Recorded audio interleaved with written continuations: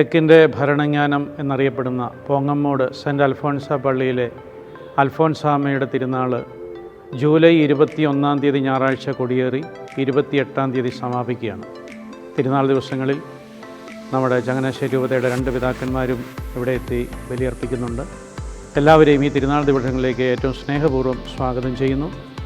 എല്ലാവർക്കും അൽഫോൻസാമ്മയുടെ അനുഗ്രഹം സമൃദ്ധമായിട്ടുണ്ടാകട്ടെ എന്ന് പ്രാർത്ഥിക്കുകയും ചെയ്യും.